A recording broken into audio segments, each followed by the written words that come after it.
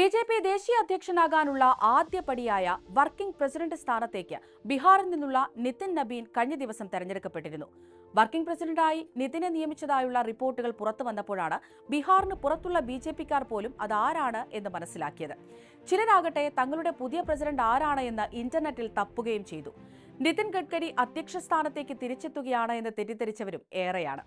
നിലവിൽ മോദിയും അമിത്ഷായും യോഗി ആദിത്യനാഥും കഴിഞ്ഞതിനു ശേഷം മാത്രമേ ബിജെപിയിൽ ദേശീയ അധ്യക്ഷന്റെ മുഖം പോലും ജനങ്ങൾ ഓർത്തിരിക്കുന്നുള്ളൂ. അതിനാൽ തന്നെ തീർത്തും അപ്രസക്തമായൊരു പോസ്റ്റിലേക്ക് തെരഞ്ഞെടുക്കപ്പെട്ട നിതിൻ നബീൻ ആരാണ് എന്ന് പരിശോധിക്കാം. സ്വാഗതം ഇൻഡെപ്തിലേക്ക്.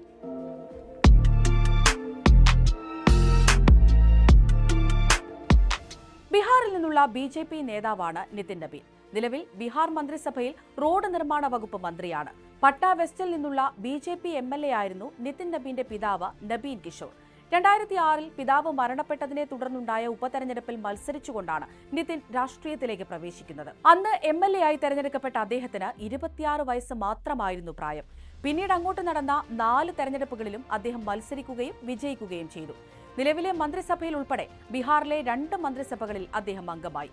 ഇതിനു പുറമെ 10 വർഷം RSSലും നിതിൻ പ്രവർത്തിച്ചിട്ടുണ്ട്.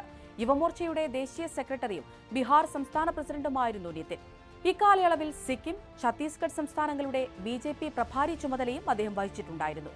ഇത്തരത്തിൽ സംസ്ഥാന തലത്തിൽ അല്ലെങ്കിൽ ചില ഉത്തരേന്ത്യൻ സംസ്ഥാനങ്ങളിൽ മാത്രം അറിയപ്പെട്ടിരുന്ന ഒരാൾ പെട്ടെന്നൊരു ദിവസം ദേശീയ പ്രസിഡന്റ് സ്ഥാനത്തേക്കുള്ള ആദ്യഘട്ടത്തിലെത്തിയതിന്റെ അമ്പരപ്പിലാണ് BJPയിലെ ചില നേതാക്കളെങ്കിലും. കേവലം 45 വയസ്സ് മാത്രം പ്രായമുള്ള നിതിന്റെ വർക്കിംഗ് പ്രസിഡന്റ് സ്ഥാനം BJPയിലെ തലമുറ മാറ്റത്തിന്റെ സൂചനയായിട്ടാണ് ചിലരെങ്കിലും വിലയിരുത്തുന്നത്.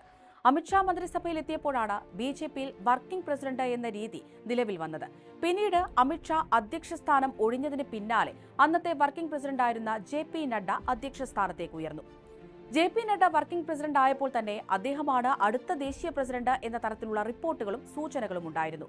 എന്നാൽ നിതിന്റെ കാര്യത്തിൽ BJPയുടെ നേതൃത്വത്തിൽ നിന്ന് അത്തരത്തിലുള്ള സൂചനകളൊന്നും ഉണ്ടായിട്ടില്ല. നിലവിൽ നഡ്ഡ കേന്ദ്രമന്ത്രിസഭയിൽ ഉൾപ്പെടുകയും അദ്ദേഹത്തിന്റെ അധ്യക്ഷ കാലാവധി പൂർത്തിയാവുകയും ചെയ്ത ഘട്ടത്തിലാണ് നിതിൻ നബീന്റെ നിയമനം. അതിനാൽ തന്നെ നഡ്ഡ ഒഴിയുന്ന മുറയ്ക്ക് നിതിൻ അടുത്ത BJP ദേശീയ പ്രസിഡന്റായി വരുമെന്നാണ് റിപ്പോർട്ടുകൾ സൂചിപ്പിക്കുന്നത്. ദേശീയ അധ്യക്ഷ സ്ഥാനത്ത് JP നഡ്ഡയുടെ കാലാവധി ലോക്സഭാ തെരഞ്ഞെടുപ്പിന് മുമ്പ് തന്നെ അവസാനിച്ചതാണ്. എന്നാൽ ലോക്സഭാ തെരഞ്ഞെടുപ്പ് മുന്നിൽ കണ്ട് അദ്ദേഹം ആ സ്ഥാനത്ത് തന്നെ തുടരുകയായിരുന്നു.